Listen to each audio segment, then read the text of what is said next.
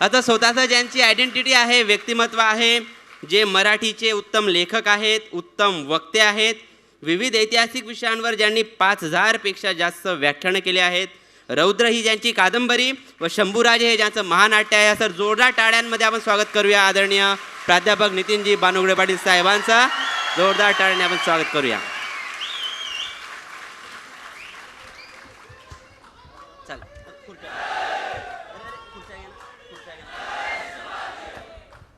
पुढे बसून घेता ना.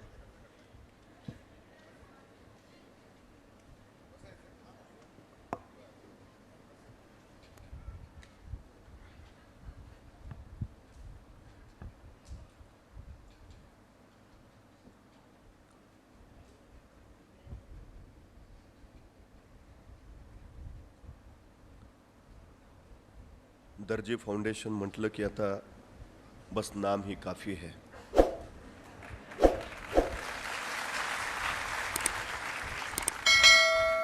स्पर्धा परीक्षांच्या विश्वात ज्यांनी स्वतःचं एक वेगळं नाव तयार केलं ते आदरणीय गोपालजी दर्जी,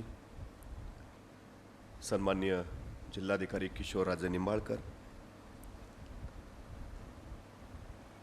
खरं तर ज्यांनी आपल्या अपार कष्टाच्या बळावर उत्तुंग यश मिळवलं, अशा जिवंत हाडामांसाच्या आणि चालत्या बोलत्या प्रेरणापीठांच्या पुढं फारसं बोलणं खरं तर योग्य नाही. कारण मंचावर बसलेली ही सगळी या स्पर्धा परीक्षातली प्रेरणापीठं आपल्याला मकापासून अनुभव समृद्ध करत होती. त्यामुळे आता एवढ्या सगळ्यांनी त्यांचे अनुभव तुमच्या पुढं मांडल्यावर आणखी आपण वेगळं काय सांगावं हा सगळ्यात महत्त्वाचा प्रश्न आहे. पण खरं तर मराठीच्या प्रश्नपत्रिकेत एक प्रश्न असतो, एखादं वर्तमान काळातलं वाक्य दिलेलं असताना कंसात लिहिलेलं असतं याचा भविष्यकाळ करा, एखादं भविष्यकाळातलं वाक्य दिलेलं असताना कंसात लिहिलेलं असतं याचा भूतकाळ करा.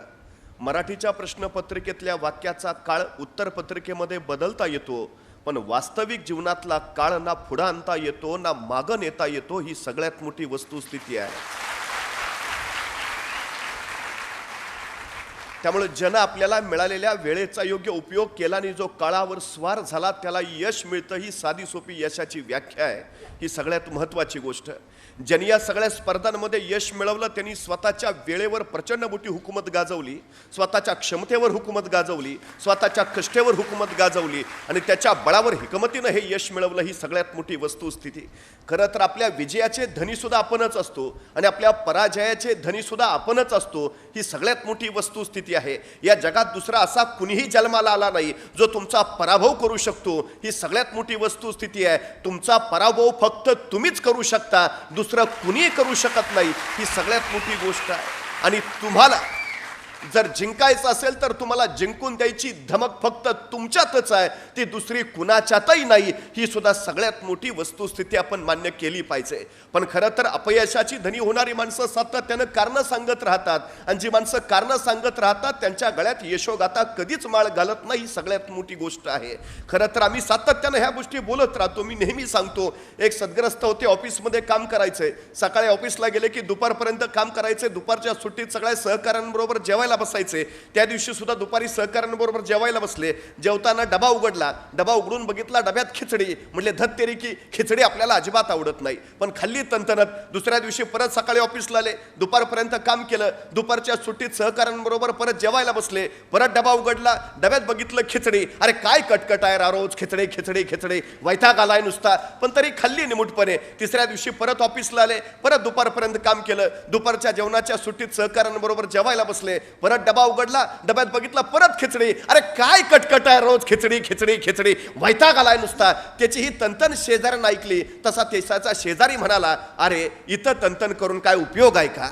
त्यापेक्षा घरी जाऊन बायकोला सांग, बाई ग मला खिचडी आवडत नाही, दुसरं काहीतरी बनवून दे. इथं बोलून काय उपयोग? तसा तो शेजाऱ्याला म्हटला, हे बघ माझं अजून लग्न झालं नाही, त्यामुळे मला बायको नाही, त्यामुळे माझा स्वयंपाक मीच करतो आणि मला खिचडीशिवाय दुसरं काही बनवता येत नाही. म्हणजे खिचडी करायची आपणच आणि परत खिचडी आपल्याला अजिबात आवडत नाही. अरे केली कुणी? आमच्या आयुष्यामध्ये जे काही घडतं, आमच्या आयुष्यामध्ये आम्ही जे काही बनतो, आमच्या आयुष्यामध्ये आम्ही जे काही बनवतो, त्या सगळ्याचे धनी आपले आपण असतो. फक्त आपण कारण सांगत राहतो, मला हे आवडत नाही, मला ते आवडत नाही, पण वस्तुस्थिती हे सगळं केलेलं आपणच असतं. ही सगळ्यात महत्वाची गोष्ट आहे. त्यामुळे निश्चितपणे या सगळ्या गोष्टींचा विचार करताना काही गोष्टी आपण प्रामुख्याने लक्षात घ्यायला हव्यात. जी माणसं मोठी झाली, ज्या माणसाने उत्तुंग यश मिळवलं, त्यांच्या कर्तबगारीच्या कहाण्या जर आपण ऐकल्या तर या सगळ्या माणसांनी स्वतःच्या अपयशाचा धनी म्हणून स्वतःलाच मान्य केलंय आणि यशाचं श्रेय मात्र सातत्यानं त्यांनी इतरांना दिलंय. ही सगळ्यात मोठी गोष्ट आहे. आपण ज्यावेळी स्वतःच्या विकासाचा मार्ग निर्माण करतो, स्वतःच्या अपेक्षांचा मार्ग निर्माण करतो, आकांक्षांचा मार्ग निर्माण करतो, महत्वाकांक्षांचा मार्ग निर्माण करतो, त्यावेळी एक गोष्ट सगळ्यात महत्वाची असते की पहिल्यांदा आपल्याला काय व्हायचं आहे हे आपल्याला मूलतः ठरवता आलं पाहिजे. अनेक लोकांना ध्येयच नसतं, त्यामुळे सुकाणू नसलेल्या जहाजासारखी त्यांची अवस्था होते. ते सातत्यानं फक्त भरकटत राहतात. इथं जावं की तिथं पोहोचावं, तिथं जावं की तिथं, याचा त्यांना मागमूस नसतो. यशस्वी ते होतात जे अर्जुनासारखे फक्त पक्षाच्या डोळ्यावरच नजर ठेवतात, त्यांना दुसरं काहीही दिसत नाही. ही सगळ्यात मोठी एकाग्रता ज्याला साधता आली, ज्याला ध्येयाचं केंद्रीभूत होता आलं, त्याला यश मिळवता आलं. ही सगळ्यात मोठी गोष्ट. ठरवून घ्या काय करायचं आहे, एकदा निश्चितपणे ठरवून घ्या. त्याच्यासाठी काही कालावधी दिला तरी चालेल. आपल्या क्षमता काय आहेत, आपण काय करू शकतो, एकदा स्वतःला ओळख करून घ्या. अडचण अशी आहे, रस्त्याने चालता चालता मी सहज म्हणतो त्याला मी पुरता ओळखून आहे. अरे त्याला ओळखून आहेस, पण तुला ओळखलंयस का? ज्या दिवशी माणूस स्वतःला ओळखेल त्या दिवशी आपण काय करायचं हे त्याला कळेल. ही सगळ्यात मोठी गोष्ट आहे. पण दुर्दैवाची गोष्ट अशी की ज्याला खेळामध्ये रस आहे त्यांनी डान्सच्या क्लासला जावं, ज्याला डान्समध्ये रस आहे त्यांनी मॅथमॅटिक्सची गणितं सोडवत बसावीत. ही अशी सगळी अलीकडची आमची अडचण आहे. मुळात आम्हालाच कळत नाही की आम्हाला काय व्हायचं आहे. काही मुलांना विचारलं, रे काय इकडं आलास? नाही, माझ्या वडिलांची इच्छा होती. अरे तू का आलास? नाही, माझ्या काकांना वाटत होतं. अरे तुझं काय? नाही ना, माझे मित्र असं म्हणाले. अरे बाकीचे सगळे सोड, तुला काय वाटतं ते पहा. आज सगळ्यात जास्त विद्यार्थ्यांच्या आत्महत्या कुठल्या क्षेत्रात होत आहेत? त्या मेडिकल इंजिनिअरिंगला जाणाऱ्याच मुलांच्या होत आहेत. याचं उत्तर काय? कारण आई वडिलांना अपेक्षा आहे माझ्या मुलानं इंजिनियर व्हावं, आई वडिलांना अपेक्षा आहे माझ्या मुलानं डॉक्टर व्हावं.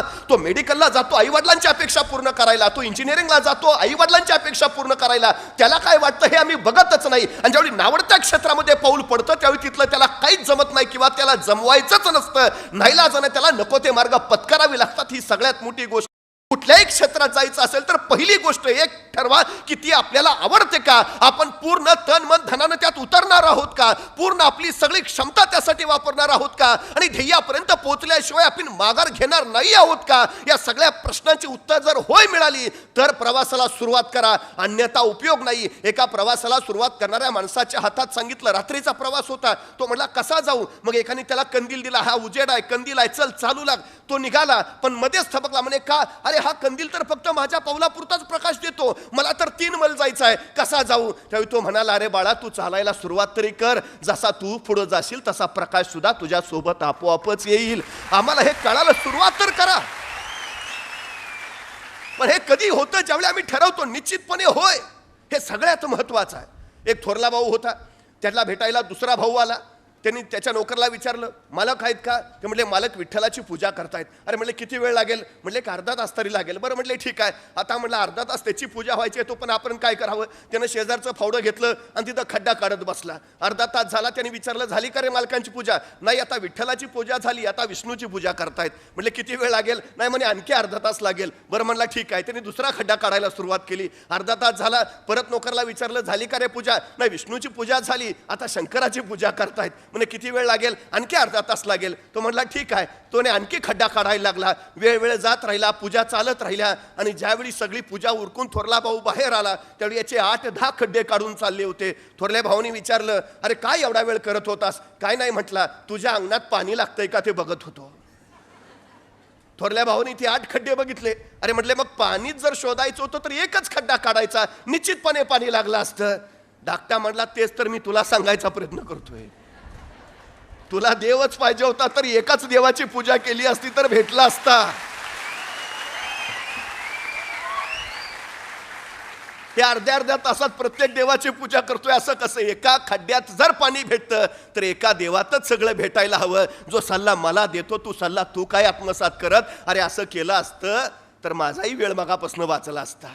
आमची सगळ्यात मोठी गोष्ट आहे, एक नाधड भराभर चिंध्या हा आमच्या मुलांच्या अयशस्वीतेचा सगळ्यात मोठं कारण मीमांसा आहे. आम्ही ठरवत नाही, निश्चितपणे ठरवायला हवं. काय हे तर हे त्या मार्गात एकदा ठरवलं ना, पूर्णपणे झुकून द्या, पूर्णपणे, दुसरा काही विचार नाही. ही ताकद, ही क्षमता ज्यावेळी तुम्ही त्या एकाच क्षेत्रामध्ये पूर्ण कराल त्यावेळी निश्चितपणे तुम्हाला यश मिळेल. ही सगळ्यात मोठी वस्तुस्थिती आहे. अर्थात ह्या सगळ्या गोष्टींचा विचार आपण निश्चितपणे करायला हवा. आपल्या क्षमता, आपली परिस्थिती, आपली कुवत, या सगळ्याचा मर्यादा, या सगळ्यातून पुढे जात आपण निश्चितपणे या गोष्टीपर्यंत पोहोचतो. ठरवलं आता एकदा तुम्ही या वाटेवर आलायचं ना, एकदा प्रवासाला सुरुवात केलीच ना, इथल्या सगळ्या गोष्टी ज्या काही असतील त्या आम्ही पाहत पुढे गेलं पाहिजे. ही सगळ्यात महत्त्वाची गोष्ट आहे. जगातली जी माणसं मोठी झाली, कर्तबगार झाली, त्या माणसांनी निश्चितपणे काय काय केलं याचा अनुभव आपल्याला जर आपण बघितला असेल तर आपण फार सुखी आहोत, आपण फार चांगले आहोत, आपल्याला सगळं उपलब्ध आहे. आणि हे सगळं असताना जर आपल्याला यश मिळत नसेल तर निश्चितपणे परिस्थिती नव्हे तर आपण कमी पडतो आहोत. ही गोष्टही आपण लक्षात घेतली पाहिजे.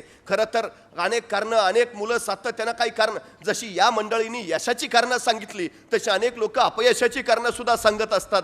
सगळ्यात महत्त्वाची गोष्ट आहे, एखाद्याला विचारलं काय रे, नाही आमची परिस्थिती नव्हती हो. मी त्याला सरळ सांगतो, तू शांत राहा. परिस्थिती माणसाला घडवती नाही, परिस्थिती माणसाला बिघडवती नाही. माणूसच परिस्थिती घडवतो आणि माणूसच परिस्थिती बिघडवतो. ही सगळ्यात मोठी वस्तुस्थिती आहे. म्हणजे आम्ही बाकी काय सांगायची गरज नाही. आपण मगापासून प्रांजल पाटीलचं बोलणं इथं ऐकलं. त्या जिवंत हाडा मांसाच्या उदाहरणापेक्षा आणखी दुसऱ्या उदाहरण जायची गरज नाही. सगळं आहे आमच्याकडं, तरी आम्ही जर अपयशी ठरत असलो आणि दृष्टी नसली तरी जर प्रांजल पाटील यशस्वी ठरत असली तर नेमकं काय यशाचं गम काय याचाही शोध आपल्याला कधीतरी घेता आला पाहिजे. निश्चितपणे आम्हाला त्याही दृष्टीनं कधीतरी पाहता आलं पाहिजे. पेले फुटबॉल सम्राट म्हणून ओळखला जातो, पण घरची परिस्थिती काय, वडील बूट तयार करायचे आणि बूट तयार करायच्या त्याच्या कामात तो वडिलांना मदत करायचा. बॉल घ्यायला पैसे नाहीत, फुटबॉल खाणार कुठून, खेळणार कुठून, कसं काय करणार. पण त्यांनी परिस्थितीला दोष नाही दिला. त्यांनी पायमोजे काढले, त्या पायमोजीत कागदाचे ठिगळे टाकायचा, कापडाचे ठिगळे टाकायचा, त्या पायमोज्याचा बॉल करायचा आणि त्या फुटबॉल त्याला करून तो खेळत बसायचा. त्या पायमोज्याच्या फुटबॉलवर खेळून पेले जगाच्या फुटबॉल विश्वातला सम्राट झाला. ही वस्तुस्थिती आम्ही कधीतरी बघायला हवी. मला जर फुटबॉल उत्तम मिळाला असता तर मीही यश मिळवलं असतं, या बोलण्यात कुठंच काही तथ्य नाही. ही गोष्ट मी प्रामुख्यानं लक्षात घेतली पाहिजे. परिस्थिती तुमच्या यशाचा अडथळा कधीच ठरू शकत नाही, ही सगळ्यात. पण जी माणसं स्वतःच्या परिस्थितीचा भाव करून त्याला आपल्या अपयशाचे धनी मानतात ती खरं तर कधीच आयुष्यात यशस्वी होत नाहीत. पण स्वतःच्या परिस्थितीला जी स्वतःची ताकद बनवतात ती माणसं मात्र निश्चितपणे यशस्वी होतात. हा सगळ्यात मोठा आतापर्यंतचा अनुभव आहे. हे सगळ्यात मोठं. आम्ही स्टीव्ह जॉबचं नाव घेतो. आयफोनचं निर्माण ज्यांनी केलं, आयपॅडची निर्माण केलं, सगळं ॲपलचं निर्माण ज्यांनी केलं तो स्टीव्ह जॉब्स. परिस्थिती काय त्याची, शाळा सोडून दिली 7वीत, नाही मला हे आवडतच नाही, मला जमणारच नाही. घरची परिस्थिती बेताची, करावं काय. म्हणजे हरे कृष्ण मंदिरात तो वार लावून जेवायचा तो स्टीव्ह जॉब्स, खायचे वांदे होते त्याचे, पण तो आज जगातला सर्वोत्तम श्रीमंत झाला. तो स्टीव्ह जॉब्स काय सांगतो, परिस्थिती तुम्हाला कधी शरण आणत नाही, तुम्ही परिस्थितीला शरण जाता. ही वस्तुस्थिती आम्ही लक्षात घेतली पाहिजे. माणसं मोठी झालीत, काहीच नव्हतं त्यांच्याकडे, परिस्थितीला ते अपयशाचे धनी नाही, ते परिस्थितीला ताकद बनवत राहिले म्हणून यशस्वी झाले. ही सगळ्यात महत्वाची गोष्ट आहे. आम्ही एखादा प्रयत्न करतो, अपयशी ठरतो आणि नंतर सरळ नाही आपल्याला जमणारच नाही. आहे काय, एडिसनने 99 प्रयोग केले, अपयशी ठरला. 100व्या प्रयोगावेळी तो यशस्वी झाला. त्याला विचारलं हे 99 प्रयोग वाया गेले असं तुम्हाला नाही का वाटत? तो म्हणला अजिबात नाही, या 99 प्रयोगानेच मला शिकवलं योग्य कसं करायचं, तेव्हा मी 100व्या वेळी यशस्वी झालो. अपयश तुम्हाला शिकवण्यासाठीच येतं, अपयश तुमच्यातल्या चुका दाखवण्यासाठी येतं, अपयश तुमच्यातल्या कमतरता दाखवण्यासाठी येतं. हे अपयशच तुम्हाला सुधारत जातं. ही सगळ्यात महत्वाची गोष्ट आहे. पण काही माणसं सातत्यानं अपयशाची चर्चा करत बसतात, सातत्यानं पराभवाची चर्चा. वस्तुस्थिती कशी नेमकी तयार होणार तुमची? म्हणजे मध्यंतरी भारतीय पत्रकारांचं एक पथक जपानला गेलं होतं. ज्या जपानच्या हिरोशिमा नागासाकीवर बॉम्बस्फोट झाले त्या शहरांचं दर्शन ते करत होते. त्यांच्याबरोबर एक वाटाडा दिला होता आणि त्या हिरोशिमा शहरातनं फिरता फिरता ते एका प्रचंड मोठ्या इमारती समोर आले आणि त्या वाटाड्यानं सांगितलं हिरोशिमा आणि नागासाकी या 2 शहरावर जे अणुबॉम्ब स्फोट झाले त्या स्फोटामध्ये ही 2 शहरं उद्ध्वस्त झाली आणि त्या उद्ध्वस्त शहराच्या पुनर्वसनाचं केंद्र या इमारतीत आहे. पुनर्वसनाचं काम या इमारतीतनं चालतं आणि या पुनर्वसन समितीचे अध्यक्ष आहेत मॅक हायवर्टन. भारतीय पत्रकारांना आश्चर्य वाटलं. अरे ज्या मॅक हायवर्टनमुळे तुमच्या हिरोशिमा नागासाकीवर अणुबॉम्ब पडले, त्याच मॅक हायवर्टनला तुम्ही पुनर्वसन समितीचं अध्यक्षपद कसं काय देता? तेव्हा तो जपानी वाटाड्या शांतपणे म्हणाला, जपानी माणूस पराभवाची वारंवार चर्चा करत नाही. हे जपानी माणसाच्या यशाचं सगळ्यात मोठं.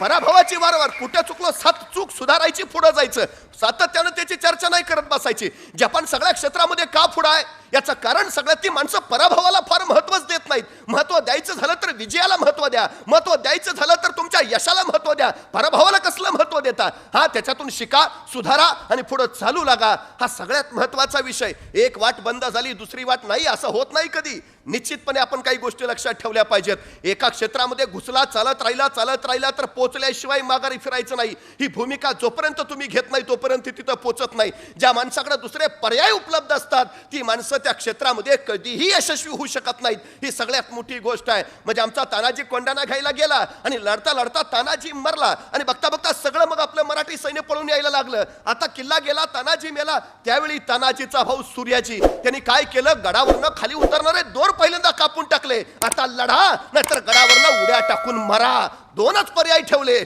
मराठी सैनिकांनी मरणं नाही, लढणं पसंत केलं आणि कोंढाणा जिंकला. परत फिरायच्या सगळ्या दोऱ्या पहिल्यांदा कापून टाका. यायचंय ना इकडं, सगळे दोर कापून टाका. कारण जोपर्यंत तुमच्याकडे पर्याय आहे तोपर्यंत तुम्ही पूर्ण ताकदीनं, पूर्ण क्षमतेनं त्या रस्त्यावर चालूच नाही शकत. ही सगळ्यात मोठी गोष्ट आहे. एकदा घुसला ना सगळे रस्ते कापून टाका, सगळे दोर. आता फिरायचं नाही. जोपर्यंत जिंकत नाही तोपर्यंत फिरायचं नाही. ही गोष्ट आपण निश्चितपणे लक्षात घेतली पाहिजेत. ठीक आहे, वाटेत काही सांगणारे भेटतील. जसे उत्साह वाढवणारे भेटतात तसे उत्साह कमी करणारे सुद्धा भेटतात. ही सगळ्यात महत्वाची गोष्ट आहे ना. अनेक असतात, त्यात फारसं काही नाही. पण एका माणसानं एका पर्वताच्या सुळक्यावर पाऊल ठेवलं, तो तिथून खाली उतरला आणि सगळ्यांनी त्याला विचारलं, अरे कसं काय जमलं तुला, कसं काय जमलं तुला, कसं काय जमलं तुला? म्हणे का नाही नाही अरे तिथं कुणी जाऊ शकत नाही, तिथं कुणी जाऊ शकत नाही, तुला कसं काय जमलं? तो शांतपणे म्हणाला, तिथं कुणी जाऊ शकत नाही हेच मला माहिती नव्हतं म्हणून मी पोचलो. अनेक गोष्टीत अज्ञान फार महत्वाचं असतं. तुम्हाला फार ज्ञान झालं ना मग तुम्ही अर्ध्यातच माघारी फिरता. आणि अनेक जण असतात फार ज्ञान द्यायचा प्रयत्न करतात, असं कर तसं कर. त्याला सांगूच नका, त्याला त्याच्या मार्गाने जाऊ द्या. फुलपाखराला उडता येत नाही. काय येतं? फुलपाखराला उडता येतं. पण जैवशास्त्रानुसार फुलपाखराच्या शरीराची रचना अशी आहे की फुलपाखरू उडू शकत नाही. त्याचं शरीर उडू शकत नाही. ते म्हणजे कुठल्याही जीवशास्त्रज्ञाला विचारलं फुलपाखरू उडेल का, नाही. त्याच्या शरीराची रचना अशी आहे तो उडू शकत नाही. त्याच्यात नैसर्गिक गुणच नाही उडण्याचा, तरी तो उडतो. का? कारण फुलपाखराला जीवशास्त्राचा सिद्धांतच माहित नाही.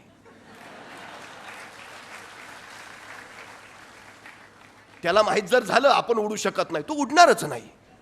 माहिती नाही तेवढं चांगलं आहे. त्यामुळे काही गोष्टी ज्या माहिती नको करायला काही अडचण नाहीयेत.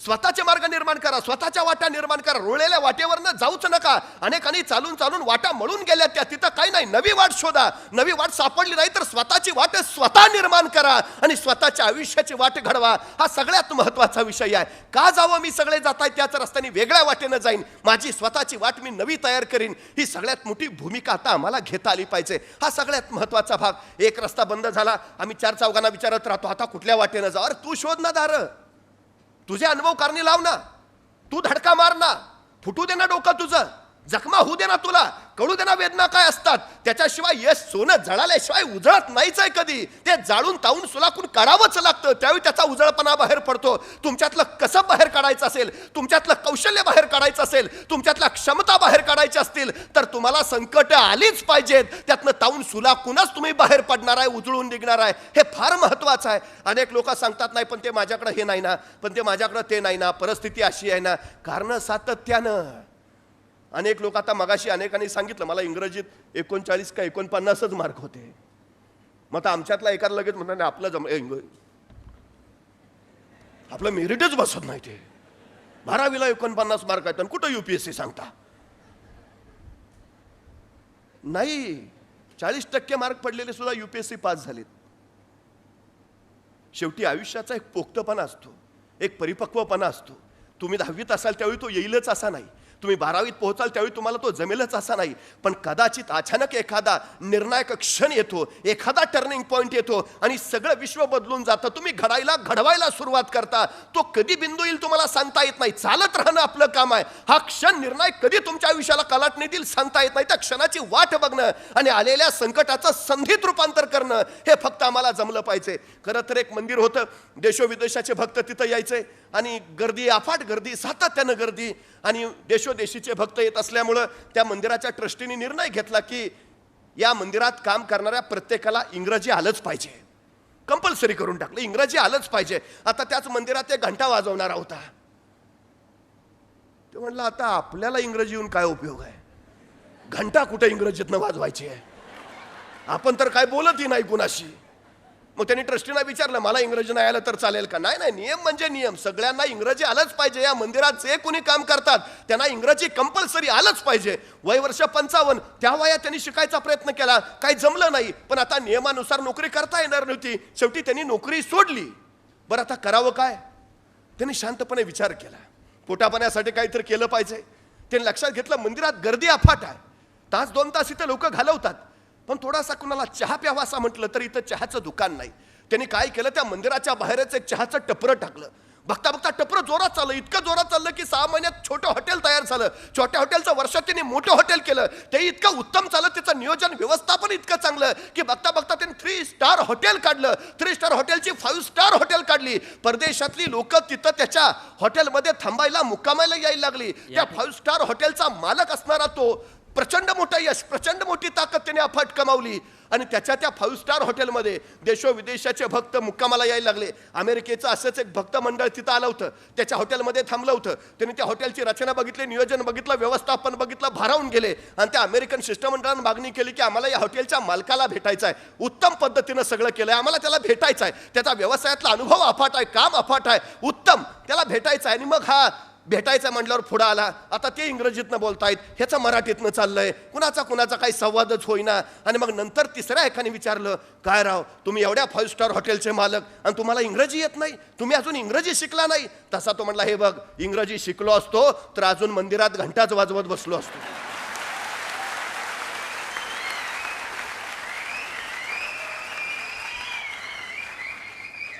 म्हणजे इंग्रजी शिकण्याचा एक नियम त्याच्या आयुष्याला कलाटणी देऊन ठेवणार, वळण देऊन ठेव. कुठे तुम्हाला संधी मिळेल सांगता येत नाही. तुम्हाला इंग्रजी आलंच पाहिजे ही तुमची सगळ्यात मोठी कसोटी असूच शकत नाही. न आलेली माणसं सुद्धा अफाट आहे, ती काही मोठी झाली नाही, झाली अफाट झाली. ही गोष्ट आम्ही पहिल्यांदा लक्षात घेतली पाहिजे. खरं तर मी वारंवार सातत्यानं सांगतो की सगळ्यात महत्वाची गोष्ट आहे, आपण सगळी माणसं इतरांवर फार प्रेम करतो सातत्यानं. नाही, माझं फार प्रेम आहे, जगाला प्रेम अर्पावे, सातत्यानं आमचं चालूच असतंय. ते माझं सातत्यानं सांगणं प्रत्येकाला एकच आहे, दुसऱ्यांवर प्रेम करायच्या अगोदर आधी स्वतःवर प्रेम करायला शिका. ज्या माणसाला स्वतःवर प्रेम करता आलं ना, जो माणूस स्वतःच्या प्रेमात पडला ना, बघा ना प्रेमात पडल्यावर काय काय होतं. म्हणजे आपल्याला कुणी पाहणारं नसेल तर कपड्याकडे आपलंच लक्ष नसतं, पण कुणी पाहणार आहे म्हटल्यावर अप टू डेटच सगळं लागतं, मॅचिंग झालं पाहिजे. म्हणजे सगळ्याच गोष्टी का, तिला आवडलो पाहिजे. तिला आवडण्यासाठी जेवढं सगळं करताना तेवढं सगळं स्वतःला आवडण्यासाठी कधी केलंय का हो? मी मला आवडलो पाहिजे, मी मला योग्य वाटलो पाहिजे, मी माझ्या डोळ्यात माझ्याबद्दल आदर राहिला पाहिजे, मी उत्तमच असलो पाहिजे, मी सर्वोत्तम ठरलो पाहिजे, मी सर्वोत्कृष्टच बनलो पाहिजे. हे कधी होईल? ज्यावेळी तुम्ही स्वतःवर प्रेम करा. मी आवडलोच पाहिजे, स्वतःवर प्रेम करायला शिका. कारण स्वतःवर प्रेम करायला लागलात तर तुमच्या क्षमता वाढीला लागतील, तर तुमचं कौशल्य वाढीला लागेल, काहीतरी करू शकतो, बनू शकतो. ही भूमिका फार महत्वाची आहे, सगळ्यात महत्वाची. आणि जी माणसं स्वतःवर प्रेम करतात ना, तीच माणसं यशस्वी होतात. हा आतापर्यंतचा सगळ्यात मोठा अनुभव आहे. स्वतःवर प्रेम करणारी माणसं चूक दिसली की पटकन सुधारून टाकतात, ती ठेवत नाही तशीच. आपल्यात कुठली चूक दिसताच कामा नये याच्याकडे त्यांचा सगळ्यात मोठा कल असतो. आपण कुठल्या क्षेत्रात कमी असताच कामा नये याच्याकडे त्यांचं बारीक लक्ष असतं. आपण इतरांच्या तुलनेत उत्तमच असलो पाहिजे याच्याकडे त्यांचं बारकाईनं लक्ष असतं. ते स्वतःला सातत्यानं घडवत राहतात. ही सगळ्यात महत्वाची गोष्ट आहे. त्यामुळे पहिल्यांदा स्वतःची ओळख करून घ्यायची असेल तर स्वतःवर प्रेम करायला शिका. सगळ्यात महत्वाचं ही ओळख एकदा निर्माण झाली की मग आपण करू शकतो. काय करायचं आहे, नेमकं काय. आता हे करताना सुद्धा पूर्ण डिवोट होऊन करा. स्वतःवर जसं प्रेम करता तसं स्वतःच्या ध्येयावर सुद्धा प्रेम करायला शिका. प्रेम या शब्दाचा अर्थच काय आहे हो. ज्ञानेश्वरांनी ज्ञानेश्वरीमध्ये प्रेमाचा अर्थ सांगितलाय. ते सांगतात भक्ती म्हणजेच सर्वस्पर्शी प्रेम आणि प्रेम म्हणजे सर्वस्पर्शी भक्ती. स्वतःला शरण जा, जसे परमेश्वराला शरण जातात तसे. आपण परमेश्वराला सातत्यानं म्हणतो तुझ्याकडे जे जे उत्तम आहे, उदात्त आहे, मंगल आहे, भव्य आहे, दिव्य आहे, उदंड आहे, अखंड आहे, प्रचंड आहे, ते सगळं मला दे. स्वतःला शरण जाणे तेवढंच म्हणा. माझ्या जे जे उत्तम आहे, सर्वोत्तम आहे, सर्वोत्कृष्ट आहे, उदंड आहे, भव्य आहे, प्रचंड आहे, ते सगळं बाहेर येऊ दे. याला शरण जाणं म्हणायचं. स्वतःला आतनं मग बाहेर काढता येतं, मग बाहेर पडतो आपण. आम्ही गोष्टी लैला मजनूच्या सांगतो, पण लैला जगात काय प्रेम या दोघांनीच केलं होतं का. मग हे दोघच का लक्षात राहिले. याचं कारण मर्यादांच्या पलीकडे जाऊन प्रेम याने केलं. ही सगळ्यात मोठी गोष्ट आहे. करायचं ना प्रेम, ध्येयावर प्रेम करा. काय व्हायचं आहे, कलेक्टर व्हायचं आहे, SP व्हायचं आहे, काय व्हायचं आहे एकदा ठरवा आणि त्याच्यावर इतकं तुटून प्रेम करा की बस ते मिळालंच पाहिजे, प्राप्तच झालं पाहिजे तुम्हाला. दुसरं काही नाही, सुचलंच नाही पाहिजे काही बाकी. मजनू सातत्यानं रात्रंदिवस फक्त लैला लैला करत होता. काही नाही दुसऱ्या डोक्यात. उठता लैला, बसता लैला, जेवता लैला, झोपता लैला, लैला लैला, बस सगळं आयुष्य व्यापून टाकलेलं लैलेन त्याच्या. इतकं की साक्षात परमेश्वरला वाटलं लैलाचं नाव घेण्यापेक्षा यानं माझं नाव घेतलं असतं तर 3 वेळा प्रसन्न झालो असतो. पण याच्या डोक्यात देवाचं नाव नाही, याच्या डोक्यात परमेश्वराचं ध्यान नाही, त्याला फक्त लैला. शेवटी परमेश्वर म्हणले याला एकदा बघावं तरी. असला भक्त आमच्या वाट्याला नाही कधी आला. कसा आहे हा भक्त बघावं. परमेश्वर समोर आले त्याच्या. याचं लैला लैलाच चालू. आता परमेश्वर दिसल्यावर दुसऱ्या कोणी पटकन उडी मारली असती, पायावर लोटांगण घातलं असतं, भगवान बरं झालं, भगवान म्हणले असते काय देऊ, सगळं मागितलं असतं. पण हा लक्षच द्यायला तयार नाही. भगवानाने विचारलं मी आलोय. बरं मग. अरे मी परमेश्वर. अरे हो की मग. अरे मी परमेश्वर आहे. 12 वर्ष तपश्चर्या करतात माझी, त्यावेळी मी प्रसन्न होतो. तो तपश्चर्या न करता मी प्रसन्न झालोय. मग मी काय करू. अरे मी तुला काही देऊ शकतो. लैला देऊ शकतो. आपल्याला बाकी देणं घेणंच नाही काही. आपल्याला फक्त लैला पाहिजे बस. तू देवाची लास. तू मला लैला देतोय का तेवढं फक्त सांग, तर तुझा उपयोग. नाही तर मला तुझी गरज नाही.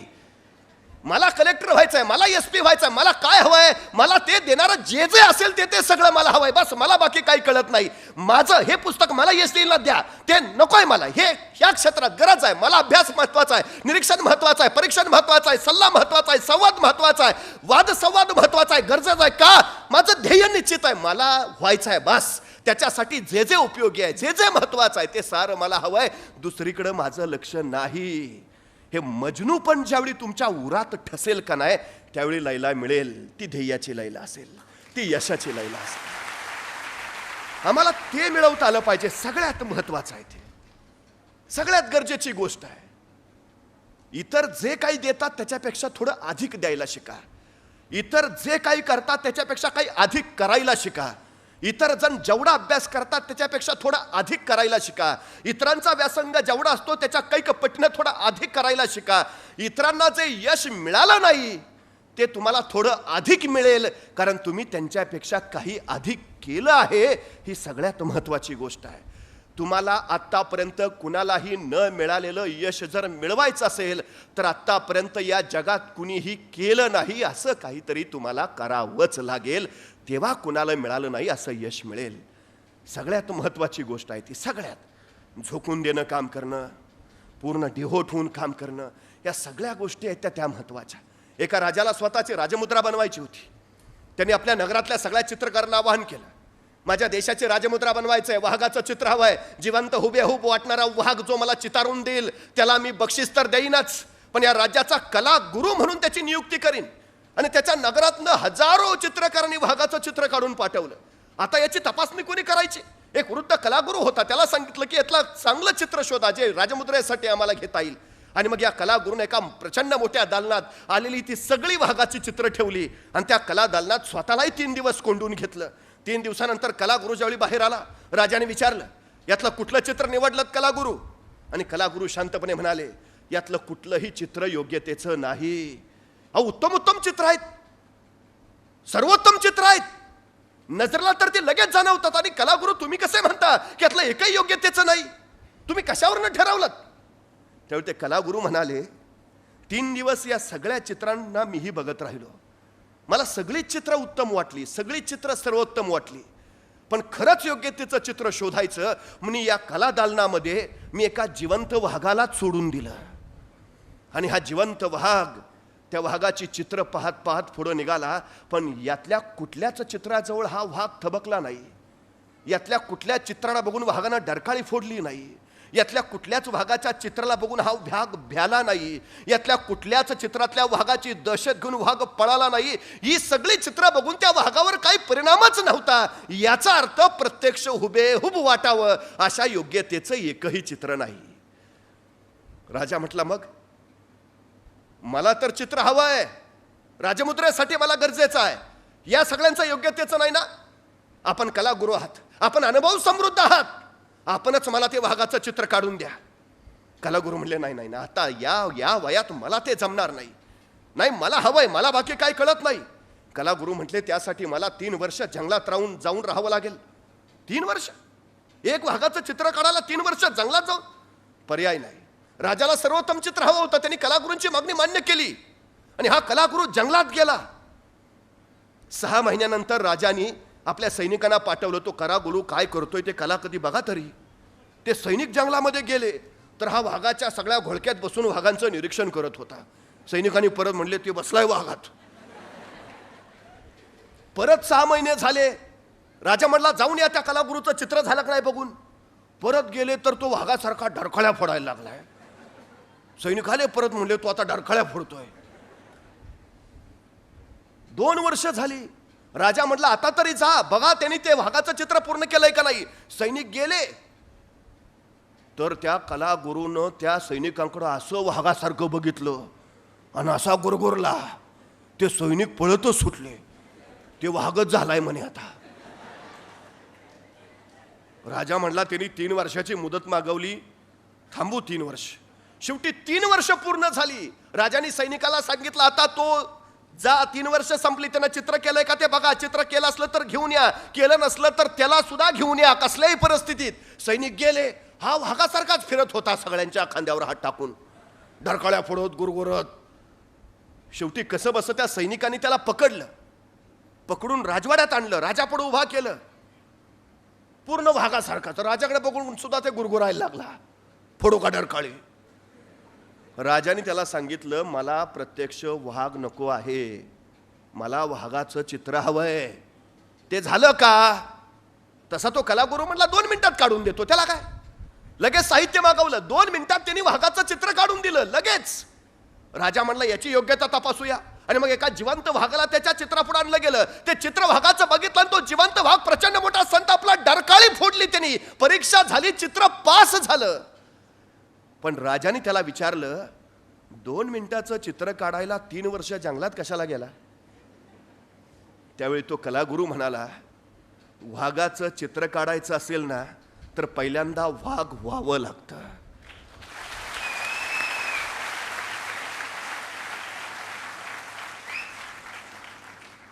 वाघ झाल्याशिवाय वाघ बनता येत नाही, वाघ बनल्याशिवाय वाघ दाखवता येत नाही, त्यात जिवंतपणाच उतरत नाही.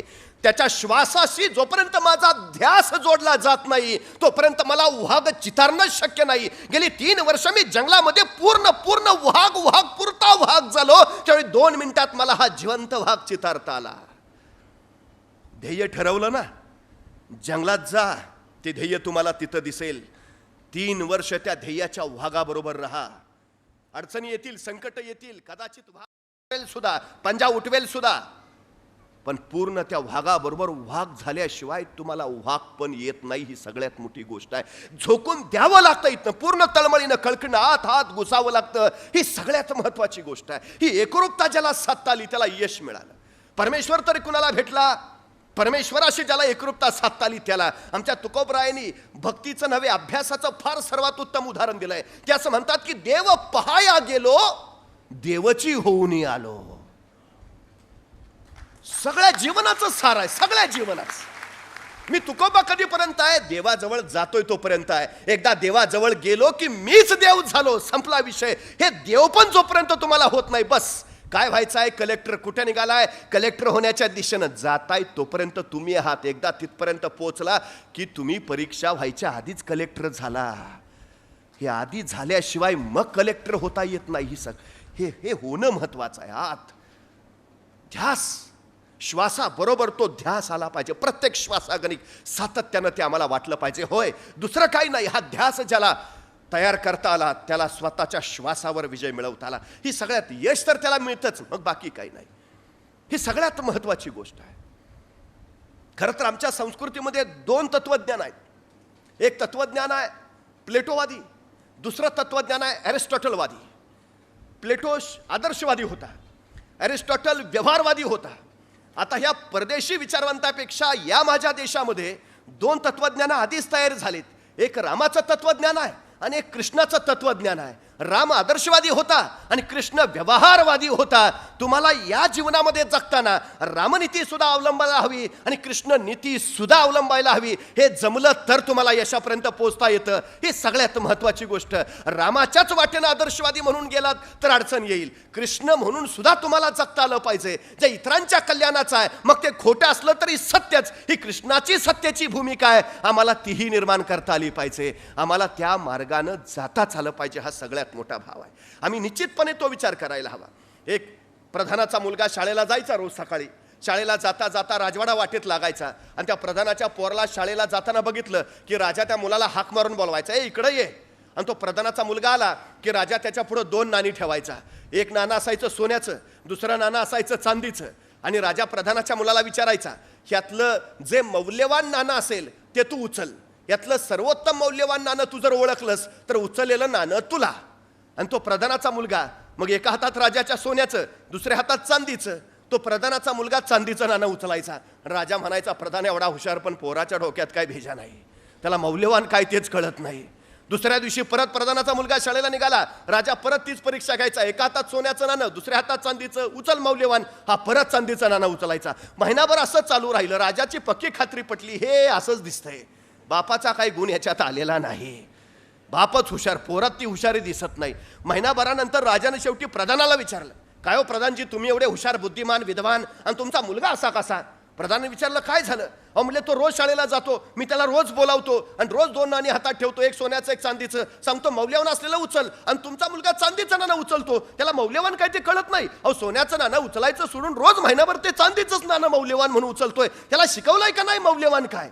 प्रधानालाही वाईट वाटलं. तो म्हणला, बघतो आपला मुलगा हुशार आहे, त्याला माहिती आहे, पण हे असं का करते काय कळेना. मग ते घरी आला, मुलाला बोलावलं, इकडे ये.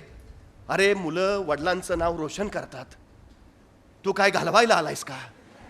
तुला एवढा शिकवून तयार केला, तुला मौल्यवान काय ते कळत नाही. अरे महिनाभर राजा तुझ्या पुढे 2 नाणी ठेवतो, एक सोन्याचं एक चांदीचं, आणि तू सोन्याचं नाणं उचलायच्या ऐवजी चांदीचं नाणं उचलतोय, तुला मौल्यवान कळत नाही. एवढा ऐकल्याबरोबर पोरगा म्हणला, बाबा जरा थांबा. आत गेला, एक बरणी घेऊन आला.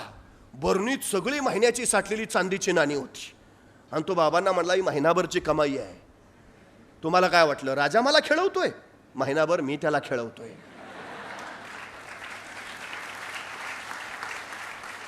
म्हणे कसं?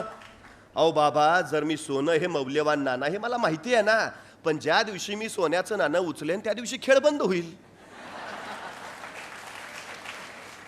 एका सोन्याच्या नाण्यासाठी ही महिनाभराची चांदीची नाणी कशाला घालू? बुद्धिमान असण्याची व्याख्या काय आहे? आपली बुद्धिमत्ता जे दाखवून देतात ते बुद्धिमान नव्हे. आपली बुद्धिमत्ता न दाखवता त्या बुद्धिमेचा वापर करून आपला फायदा करून घेतात ते खरे बुद्धिमान.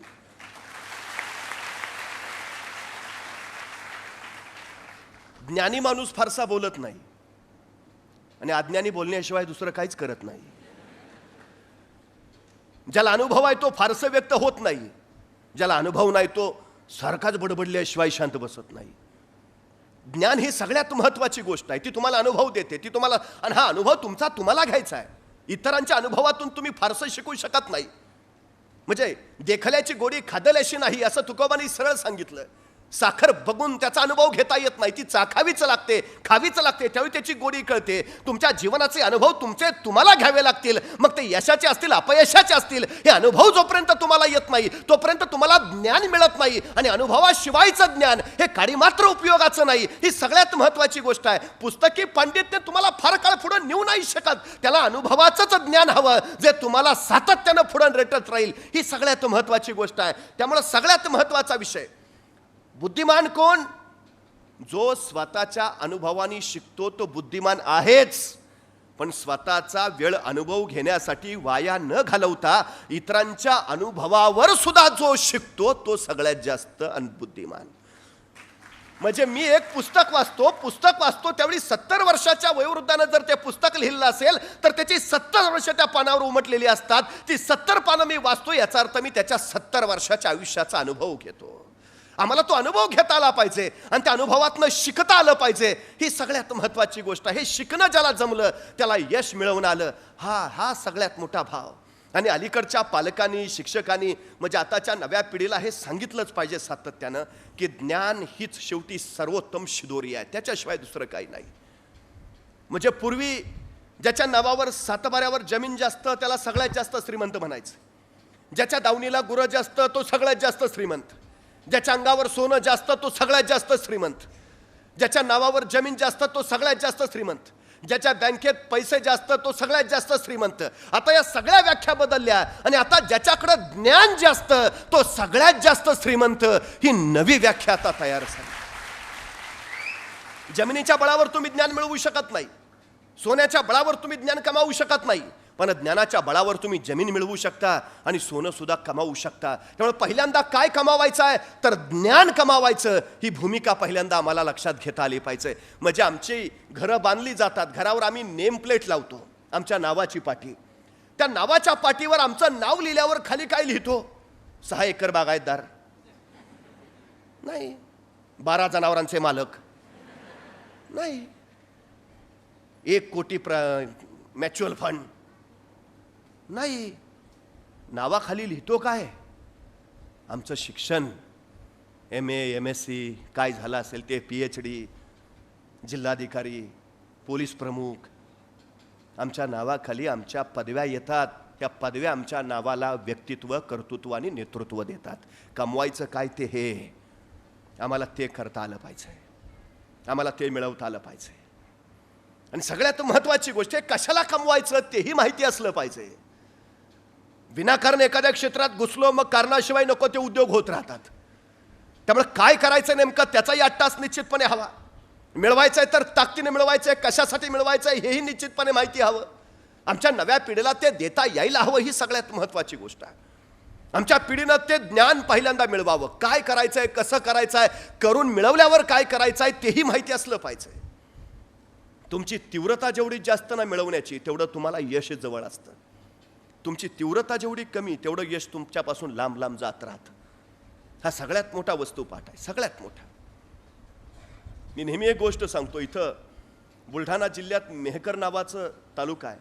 त्या तालुक्यात लता भगवान करे नावाची एक माऊली आहे. साधारण 65 वर्ष वय आहे तिचं. 3 मुली होत्या. 70चा नवरा, गरिबीशी संसार करत सगळं व्यवस्थित चाललं होतं. 3 मुलींची लग्न करून दिली. आयुष्यभर जेवढं काय कमावलेलं, साठवलेलं ते सगळं मुलींच्या लग्नात घातलं. आता दोघं नवरा बायको दुसऱ्याच्या शेतात रोजानी जायचंय. जो काही रोजगार हातावर पडायचा त्याच्यातनं आपली सुखाची मीठ भाकरी खायची. आनंदात चाललं होतं अगदी सगळं. पण अचानक नवऱ्याची तब्येत बिघडली. बायकोला काय करावं कळेना. तिथल्या सरकारी दवाखान्यात घेऊन गेली. सरकारी दवाखान्यात डॉक्टरनी सांगितलं मोठ्या डॉक्टराकडे न्यावं लागेल. काय करावं सुचेना. 4 जणांकडनं, शेजाऱ्या-पाजाऱ्यांकडनं पैसे गोळा केले. नवऱ्याला सोबत घेतला आणि बुलढाण्याला गेली. तिथं नवऱ्याला दवाखान्यात दाखवलं. डॉक्टरांनी सांगितलं काय आणखी तपासण्या कराव्या लागतील, पण त्याची सोय आपल्याकडे नाही. तुमच्या नवऱ्याला घेऊन तुम्हाला बारामतीला जावं लागेल. आता मात्र त्या माऊलीच्या पायाखालची जमीन सरकली. अरे आता इथपर्यंत यायला 4 जणांकडनं पैसे घेऊन आलो, आता बारामतीला जायचं कसं? तिथं पैसे लागतील, ते आणावे कुठून? करावं तरी काय? अरे पोटाची खळगी कशी बशी भरतो आपण? जगावं तरी कसं? की आजारी माणसानं सरळ मरूच जावं, जगूच नये. त्या माऊलींच्या डोळ्यातनं घळघळ अश्रू ओघळायला लागले. करावं काय? ज्या माणसानं आयुष्यभर खस्ता खाल्ल्या, ज्या माणसानं आयुष्यभर स्वतःच्या खांद्यावर संसार पेलून धरला, ज्याने आयुष्यभर आम्हाला सुखाची सावली दिली, आज त्याच्यावर वेळ आली आणि आपण काही करू शकत नाही. ती माऊली आतल्या आत गलबलत राहिली. करावं काय? शेवटी परत आली. आणखी 4 जणांपुढे शब्द टाकला. मिळतील जुळतील तेवढे पैसे गोळा केले. नवऱ्याला सोबत घेतला आणि बारामतीला पोहोचली. डॉक्टरांच्या पुढे नवऱ्याला दाखवलं. डॉक्टरांनी तपासणी केल्या आणि सांगितलं एक महत्वाची तपासणी करावी लागेल. आता मात्र तिचा धीर कचला. तपासणं तरी किती करता तपासण्या? तिने डॉक्टरला विचारलं, डॉक्टर ठीक, पण खर्च किती येईल? आणि डॉक्टरांनी जो खर्चाचा आकडा सांगितला तिच्या डोळ्यापुढे दिवसा अंधारे आल्या. अरे कसं करावं तरी कसं? कुठून आणावे पैसे? न्यावं सरळ नवऱ्याला मर म्हणून सांगावं? करावं काय? काय आतल्या आत ढसढसत राहिली. बाहेर आली, त्या बाकड्यावर बसली, पदरानं डोळे टिपत राहिली. कसं करावं? काय काय सांगू नवऱ्याला? जावं माघारी सरळ परत मरू द्यावं नवऱ्याला असंच? आतल्या आत हमसत राहिली.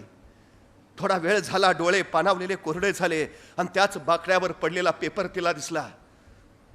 तो पेपर तिनं वाचला. मोठ्या ठळक अक्षरात छापलेली बातमी तिच्या नजरेत भरली आणि ती चमकली. बातमी होती बारामती मॅरेथॉनची आणि मॅरेथॉन मध्ये जिंकणाऱ्या स्पर्धकाच्या बक्षिसाची. त्या बक्षिसाच्या आकड्यावर तिची नजर फिरवली आणि त्याच्या डोक्यात झणकन कल्पना आली, ही बक्षीस जर मी जिंकलं तर माझ्या नवऱ्याची तपासणी होऊन उपचार होईल. बस 65 वर्षाची माऊली. तिने निर्णय घेतला नवऱ्याचा जीव वाचवण्यासाठी या बारामती मॅरेथॉन मध्ये भाग घ्यायचा. आणि ती 65 वर्षाची माऊली त्या मॅरेथॉनच्या तिथं पोहोचली. सगळे स्पोर्ट्सचे शूज घालून आलेले, टी शर्ट घातलेले, रोज धावण्याचा सराव करणारे मॅरेथॉन स्पर्धेला. आणि त्यात ही आली होती 65 वर्षाची लता भगवान करे.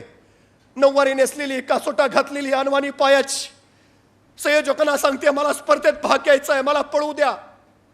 चकित होऊन सगळे बघायला लागले. ती सांगायला लागली माझा नवरा दवाखान्यात आहे, त्याला वाचवायचं असेल तर पळण्याशिवाय पर्याय नाही, मला कृपा करून पळू द्या. संयोजकाने तिला भाग घेऊ दिला आणि 65 वर्षाची माऊली त्या स्पर्धेला तयार झाली.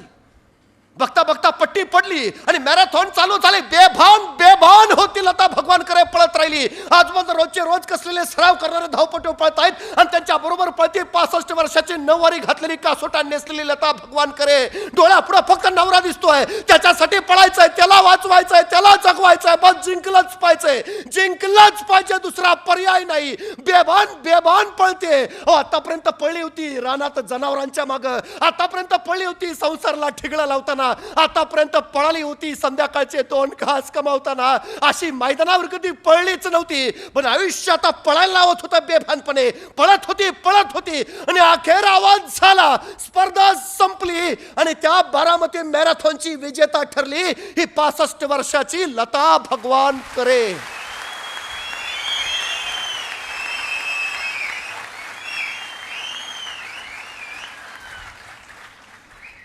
वय वर्ष 65, नऊवारी नेसलेली, कासोटा घातलेली, अनवाणी पायाची. तिच्या यशाचं कारण काय? इतर कसलेल्या धावपटूंसारखी ती वर्षभर मैदानावर सराव तर अजिबात करत नव्हती. त्या मैदानावरचे खरे टोचून आहेत म्हणून तिच्या पायात स्पोर्ट शूज सुद्धा नव्हता.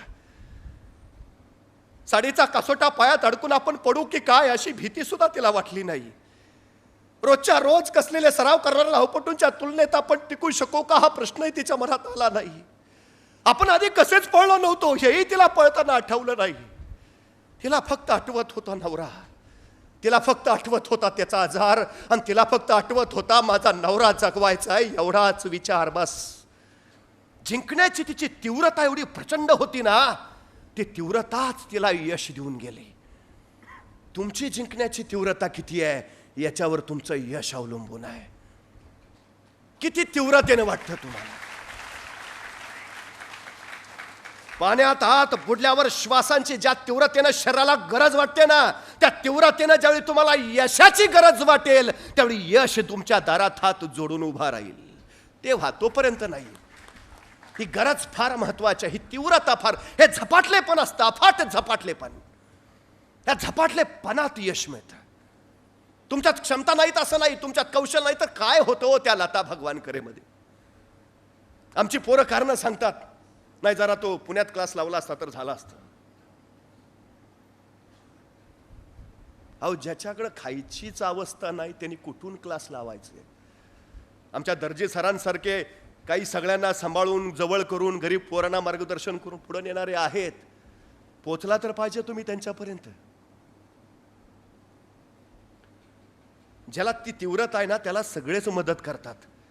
पूर्वी आमच्याकडे सांगितलं जायचं, पूर्ण श्रद्धेनं जर तुम्ही एखादी इच्छा व्यक्त केली तर परमेश्वरच ती पूर्ण करण्यासाठी धावतो, तुम्हाला काही करावंच लागत नाही.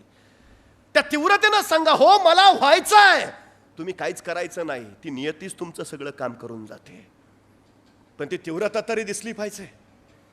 ही तीव्रता फार महत्वाची आहे, अफाट गरजेची आहे. ती पूर्ण झपाटले, पण कष्टाशिवाय काहीच नाही मिळत. यशाला शॉर्टकट नाही.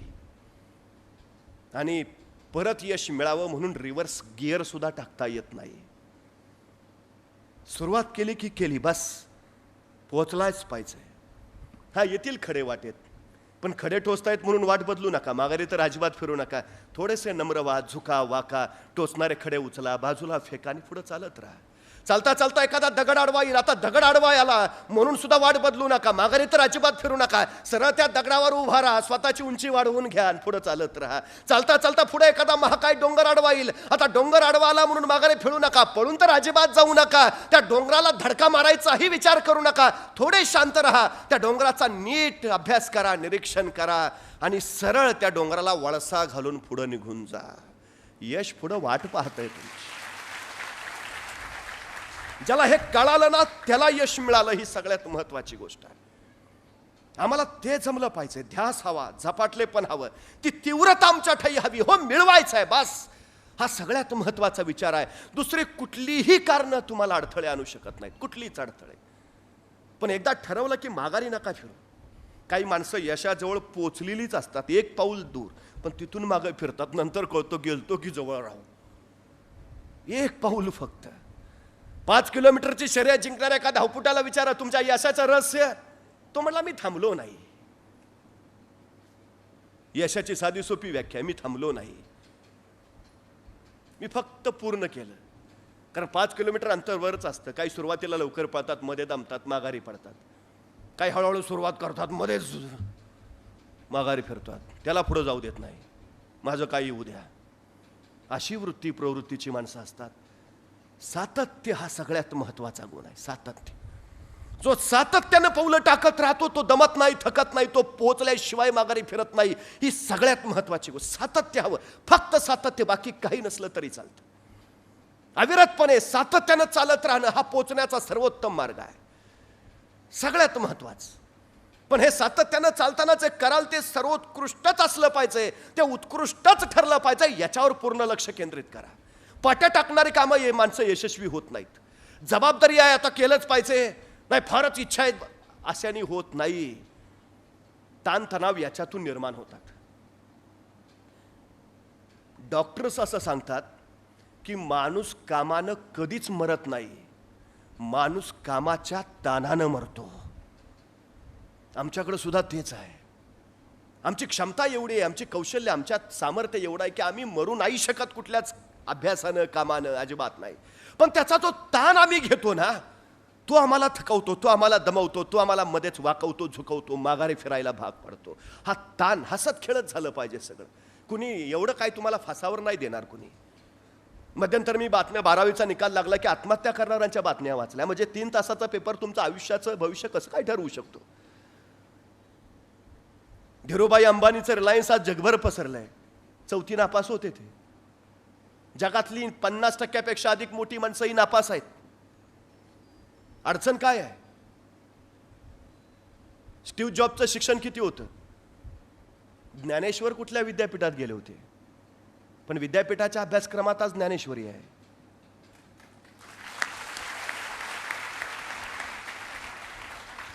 सचिन तेंडुलकर 12वीला इंग्रजीत नापास झाला होता, पण 12वीच्या इंग्रजीच्या पुस्तकात आज तेंडुलकरवर धडा आहे. एवढा धडा सुद्धा पुरेसा आहे. या जगात पूर्ण परिपक्व कुणीच नसतं. पण चूक झाली याचा अर्थ काही चुकलं असं नव्हे, सगळं गणित फसलं असं नव्हे. चालत राहता यायला पाहिजे, सातत्यानं पुढे झेपावता आलं पाहिजे. ही सगळ्यात महत्वाची गोष्ट आहे. तो ध्यास, तो ठामपणा, तो निर्धार, ती अभिव्यक्ती आणि त्याच्यासाठी करावा लागणारा संघर्ष, करावे लागणारे कष्ट, ही सगळ्यात मोठी गोष्ट आहे, सगळ्यात महत्वाची. आम्हाला ते करता आलं की बस. रात्री अपरात्री काही कधी विचारा, निरीक्षण असलं पाहिजे आमचं आजूबाजूचं. व्यक्तिमत्वाचा अर्थ काय आहे?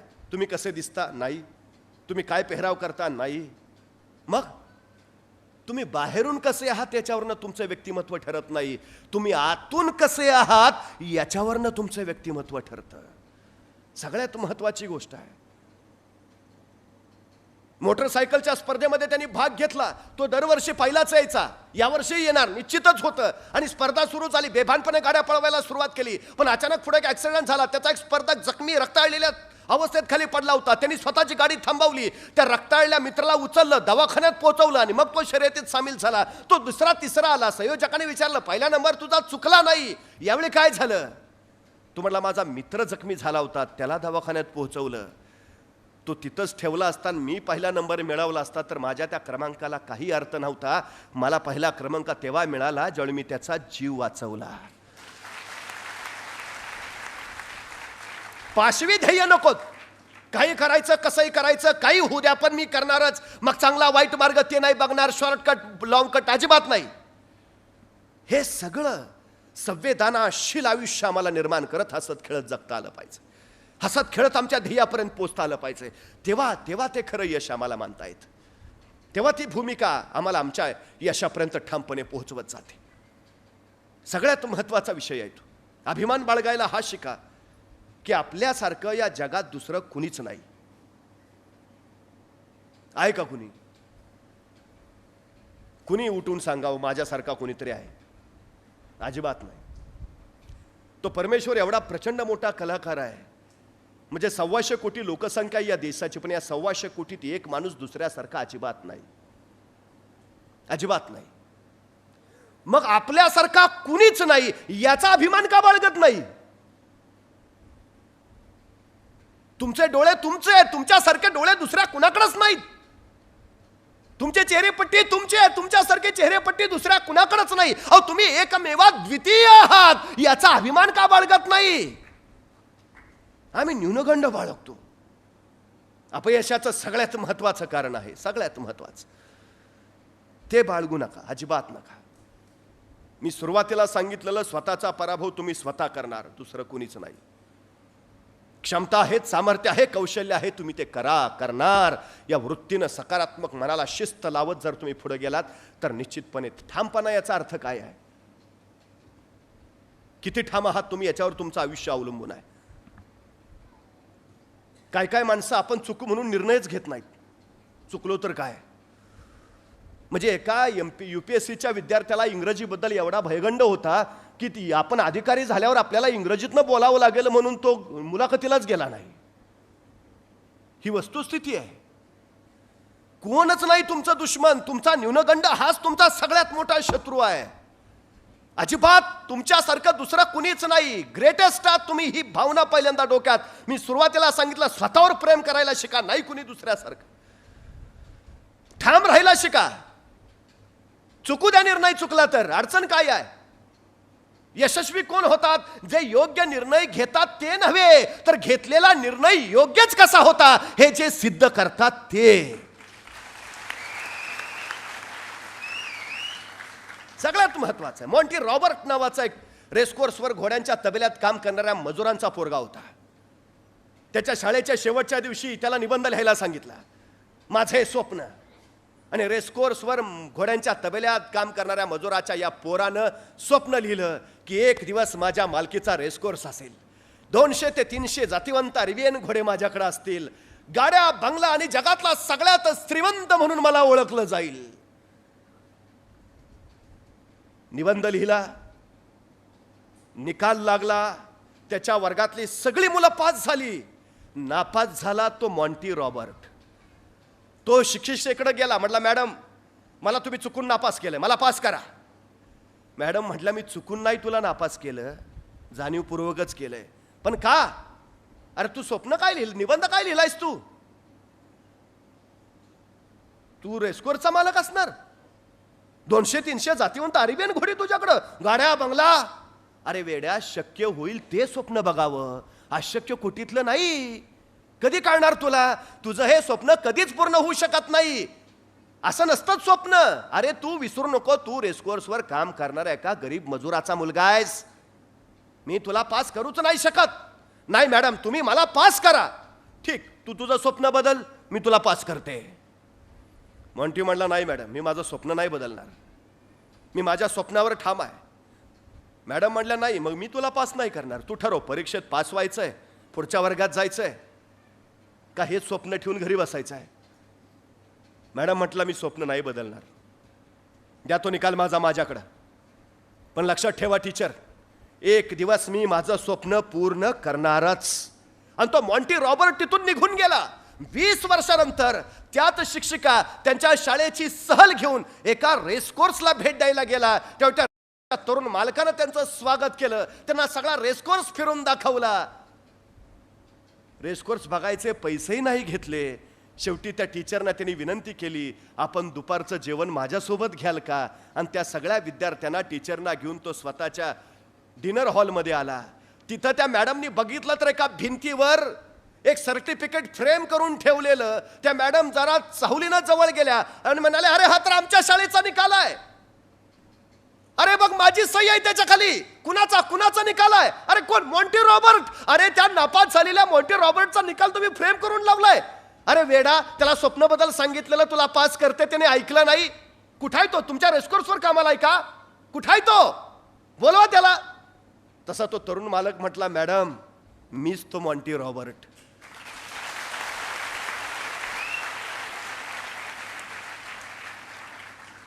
आणि मॅडम, मी माझं स्वप्न पूर्ण केलंय. मॅडम, तुमच्या सांगण्यानुसार मी जर स्वप्न बदललं असतं तर शाळेच्या परीक्षेत मी पास झालो असतो, पण जीवनाच्या परीक्षेत मात्र नापास ठरलो असतो. त्यामुळे कुणी काहीही सांगू द्या, कुणी काहीही सल्ले देऊ द्या, ठाम राहा. जे ठरवलंय ना त्याच्यावर ठाम राहा. इतके भक्कम राहा की ते मिळवल्याशिवाय तुम्हाला दुसरा पर्यायच असणार नाही. इतके ठाम. तुमचा कृती ठाम हवी, तुमचा निर्णय ठाम हवा, तुमचा विचार ठाम हवा, तुमचा अभ्यास ठाम हवा, तुमचा व्यासंग ठामच असायला हवा. बस. ठामपणा कमावता येतो, ठामपणा मिळवता येतो. ठामपणा याचा अर्थ भावनेचं नियंत्रण. तो ठामपणा तुम्हाला कुठल्याही परिस्थितीत डळमळू देत नाही. तो ठामपणा तुम्हाला कच खाऊ देत नाही. तो ठामपणा तुम्हाला संघर्ष करायला तयार करतो. तो ठामपणा तुम्हाला धडका मारला सांगतो. तो ठामपणा यश मिळवल्याशिवाय माघारी फिरायचं नाही हे सातत्यानं तुमच्या मनावर बिंबवतो. तो ठामपणा हाच तुमचं सगळ्यात मोठं यश ठरतो. ही सगळ्यात तो ठामपणा सगळ्यात महत्वाची गोष्ट आहे. पण अलीकडच्या पिढीत याचीच वानवा सगळ्यात जास्त दिसते. आम्ही ठामच नाही आहोत कशा बाबतीत, ही आमची सगळ्यात मोठी अडचण आहे. तो ठामपणा कमवा. ठामपणा विचारांच्या स्पष्टतेतून येतो आणि स्पष्टता अभ्यासातून तयार होते. अभ्यास हा व्यासंगानेच कमावता येतो आणि व्यासंग कष्टाच्या बळावरच मिळवता येतो. कष्ट, संघर्ष ही सगळ्यात महत्वाची गोष्ट आहे, सगळ्यात महत्वाची. या जगात अशक्य काहीच नाही, काहीच नाही. सगळ्यात महत्वाची गोष्ट आहे. आणि या जगात सगळं अस्तित्वात आहे, फक्त आपल्याला माहिती नाही. ज्या दिवशी माहिती होतं त्यावेळी त्या गोष्टीचा शोध लागला असं आम्ही म्हणतो. हा विक्रम कुणीच मोडू शकत नाही, पण तो बनवण्याआधी तो अशक्यच होता. तो बनवला, मग तो मोडण्याचा विक्रम होतो, तो मोडण्याचा विक्रम होतो. मी जसं आत्ता ती रँक मिळाली, मला रँक आणखी वाढवून घ्यायची होती म्हणून मी परत स्पर्धेला बसले, परत परीक्षेला बसले. हे आपलेच विक्रम आपण वाढवत जातो, मोडत जातो. स्पर्धा जगातल्या दुसऱ्या कुठल्याच माणसाशी करू नका. तुलना आपली स्वतःची कुणाबरोबरही कधी करायला जाऊ नका. स्पर्धा करायची झाली तर ती स्वतःशीच करा. तुलना करायची झाली तर ती स्वतःशीच करा. दुसऱ्या माणसाला सोबत आणूच नका. जो माणूस स्वतःशी स्पर्धा करतो तो अधिकाधिक शिखर गाठतो. जो स्वतःशी तुलना करतो तो अधिकाधिक क्षमता, कौशल्य मिळवत पुढे जातो. त्यामुळे जे असेल ते स्वतः, हा सगळ्यात मोठा बाण आहे, ही सगळ्यात मोठी गोष्ट आहे. हिमाचल प्रदेश मधलं एक छोटं गाव आहे, डोंगराच्या कुशीत वसलेलं आहे. देशाला स्वातंत्र्य मिळालं का याची खबर अजून त्यांना नाही. एखादा कुणी आजारी पडला तर प्रचंड मोठा डोंगर पार करून मग शेजारच्या तालुक्याच्या गावी जावं लागतं, त्यावेळी त्याच्यावर इलाज होतो. डोंगराच्या पायथ्यापर्यंत बैलगाडी नेता येते, तिथून मग आजारी माणूस पाठीवर घ्यायचा, डोंगर चढायचा, उतरायचा आणि मग त्या गावात पोहोचायचं, त्यावेळी त्याचा इलाज होतो. इतक्या सगळ्या कष्टातून बिकटातून ते गाव तिथं जगतंय. एक मांझी आणि त्याची बायको. बायकोचे दिवस भरत आलेले. हा शेतात काम करत होता. वेळ सायंकाळची, साधारण 7च्या सुमाराची. आणि अचानक त्याच्या शेजारची धावत धावत आले. तुझ्या बायकोच्या पोटातल्या कळा वाढल्यात. तिच्या काळजीनं धपापत्या उरानं तो सुसाट धावत सुटला. घरात त्याची बायको तळमळत पडली होती, कळवळत वेदनेने हळहळत होती. बायकोच्या जवळ गेला, डोक्यावरून हात फिरवला. थोडा धीर धर, थोडा, मी आत्ता बैलगाडी आणतो, आपण लगेच दवाखान्यात जाऊया. बघता बघता बैलगाडी आली. त्यानं स्वतःच्या बायकोला उचललं, त्या बैलगाडीत ठेवलं. थोडा धीर धर, थोडी कळकळ, वेदना सोस, आपण पोचतोच आहे. बायकोला धीर देत सातत्यानं तिला सांगत तो बैलगाडी हाकू लागला. बघता बघता अंधार गडद गडद होत झाला. त्याच्या उरातला अंधार सुद्धा तसाच, पण तरी बायकोच्या वेदना त्याला गप्प बसू देत नव्हत्या. तो बैलगाडी जोरात हाकत होता, आणखी जोरात, पण तिला धक्के बसू नयेत म्हणून परत जीव गलबलत होता. पण वेगात गेलो नाही तर पोहोचणार नाही. वेगात गेलो तर बायकोला त्रास होईल. या सगळ्या उलाखाली तो कसा डोंगराच्या पायथ्याला पोहोचला. आता तो प्रचंड अजस्त्र डोंगर चढायचा होता, तो चढून उतरायचा होता. मग पुढं गाव, मग दवाखाना. बायको वेदनेनं अफाट तळमळत होती. बैलगाडी थांबवली. त्यानं बायकोला स्वतःच्या पाठीवर घेतलं, सांगितलं, काळजी करू नको, मी आहेच तुझ्यासोबत, अजिबात काळजी करू नको, तू फक्त थोडी कळ काढ, थोडा धीर काढ. बायकोला पाठीला बांधलं आणि तो महाकाय डोंगर चढायला त्यांनी सुरुवात केली. पावलं टाकत राहिला, डोंगर चढत राहिला. अर्ध्यापर्यंतला बायको तळमळते, तिच्या वेदना त्याला ऐकू येत आहेत. तिच्या वेदनेबरोबर तो तिला आवरतोय. थोडा धीर धर. बघता बघता आणखी पुढाला. आता डोंगराचा माथा जवळ आला होता. बायको भयान तळमळायला लागलेली, वेदनेनं भयान ओरडत होती. तो त्याला सांगितलं, आलोच बघ, माथ्यावर आलो, आता फक्त उतरायचं आहे, उतरायला वेळ नाही लागणार, आपण लगेच उतरू, काळजी करू नको, थोडा धीर धर. बघता बघता बायकोच्या आरोळ्या आणखी घुमल्या. त्याला ते बघवे ना, सोसवे ना, पाहावे ना, पण त्याही अवस्थेत तो सांगत होता का थोडा धीर धर. हे बघ, पोचलोच. आणि बघता बघता तो तिला घेऊन माथ्यावर पोचला. आणि अचानक त्याच्या लक्षात आलं, मगापासून कानावर पडणाऱ्या बायकोच्या आरोळ्या आता कानावर येत नाहीत. बायको कणल्याचाही आवाज नाही. काळी सर्व दिशेत चरचरलं. एका अनामिक भीतीनं हररलं. त्याने पाठीवरनं बायकोला उतरवलं. अगं आलो ना, आपण माथ्यावर आलोय ग, आता काही क्षणात खाली उतरू. अगं थोडा धीर धर ना, ए उठ. आणि त्याची भीती खरी ठरली. माथ्यावर पोचेपर्यंत त्याच्या बायकोनी जगाचा निरोप घेतला होता आणि अजून जगाचा चेहराही न बघितलेल्या तिच्या गर्भातल्या मुलानंही आर्तपणे टाहो फोडला. त्यांनी डसडसा रडायला लागला. अगं थोडा वेळ, पण आता उपयोग नव्हता. त्या महाकाय डोंगराकडे बघत राहिला आणि कडाडला, तू मारलास माझ्या बायकोला, तू गिळलास माझा पोर, तू. पण आता काय? शांतपणे माघारी फिरला. 2 दिवस शोकात गेले, दुःखात गेले. तिसऱ्या दिवशी मात्र मनाशी काहीतरी निश्चय करून एका हातात टिकाव आणि दुसऱ्या हातात फावडं घेऊन तो डोंगराच्या पायथ्याला आला. त्या अजस्त्र महाकाय डोंगराकडे बघत म्हणाला, काही जीव घेतल्याची आतापर्यंत, काही काया मारल्याची आतापर्यंत, काही कळ्या तुझ्या या माथ्यावरच कुस्करल्या असतील. तू ज्यांनी अजून जगाचा चेहराही बघितला नाही असे कोळे जीव तुझ्याच अंगा खांद्यावर शेवटचा श्वास घेऊन संपले असतील. पण आता परत असं होणार नाही. आता कुणाची बायको मरणार नाही ना, आता कुणाचं मोर. आणि त्यांनी कामाला सुरुवात केली. तो डोंगर फोडायला लागला, एकटाच अविरत. माणसं यायची, बघायची, हसायची. वेळ आहे का काय? एकट्याचं काम आहे, खायचं काम आहे. त्याने दुर्लक्ष केलं.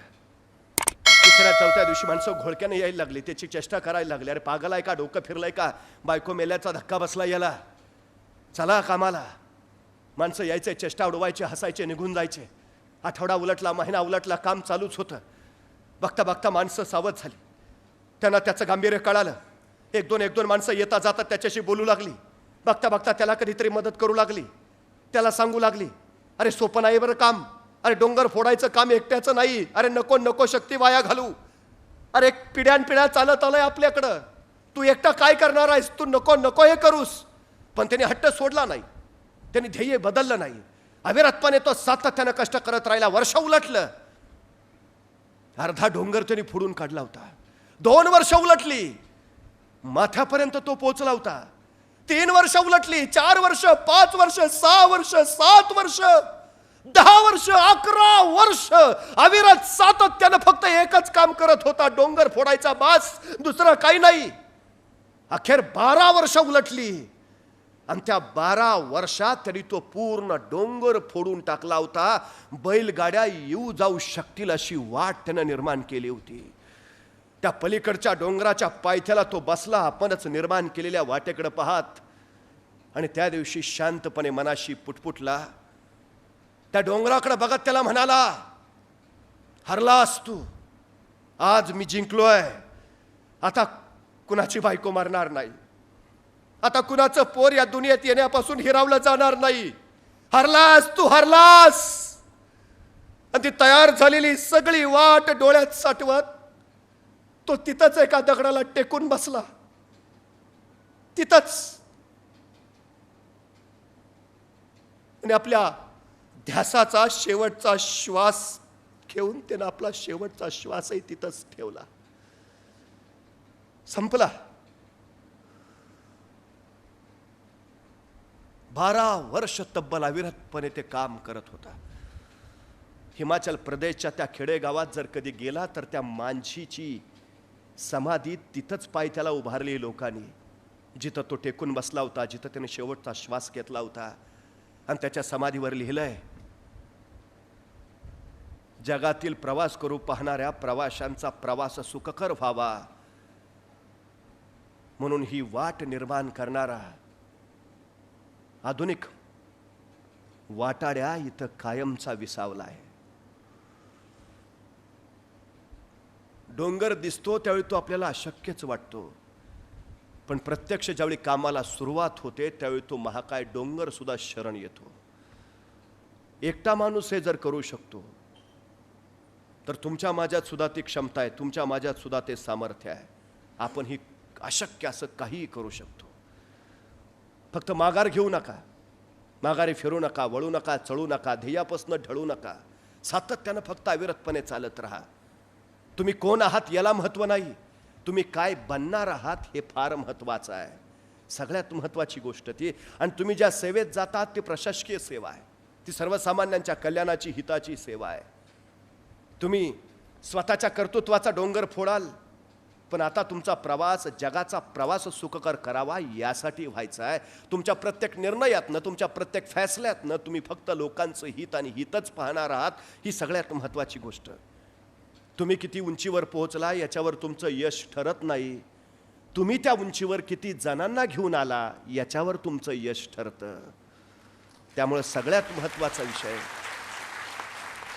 तुम्ही उंचीवर पोहोचलाच आहात, आता त्या उंचीवर अनेकांना कसं नेता येईल यासाठी इथनं पुढचा प्रवास राहू द्या.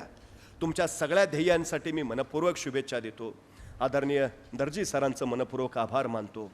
म्हणजे खानदेशातलं सोनं आणि इथली सोन्यासारखी माणसं यांना तुम्ही खऱ्या अर्थानं झळाळी द्यायचं काम करता आहात. महाराष्ट्र घडवायचं, देश घडवायचं काम करत आहात. आपल्याला परत एकदा सगळ्यांना शुभेच्छा देतो. थांबतो. धन्यवाद.